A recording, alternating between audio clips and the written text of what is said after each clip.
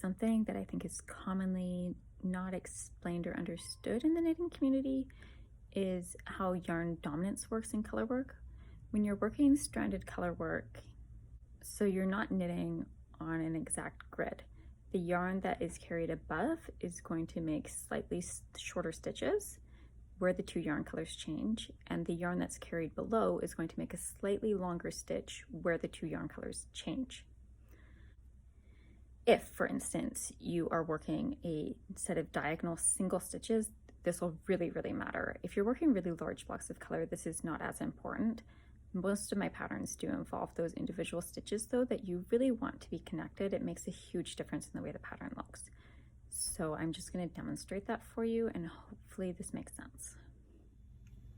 The way that I keep track of which yarn is dominant and which one is not dominant is that I keep the non-dominant color here on my right side and the dominant color here on my left, and that just helps me to keep track of who's above and who's below.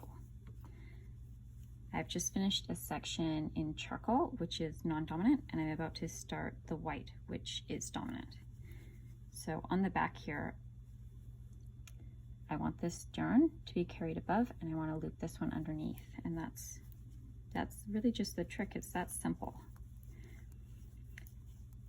Once I've finished these stitches and I'm ready to switch again, then if you have a look at the back, this yarn goes down, this yarn goes over, this one's on top.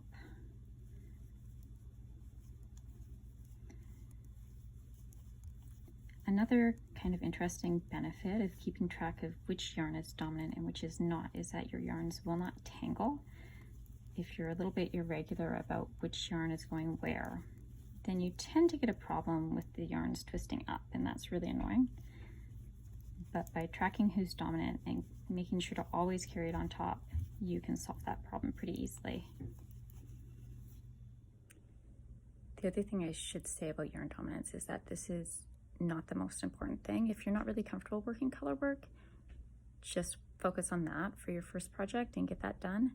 Once you're a little bit more comfortable though, and you really want to go to the next level, this is the thing to do.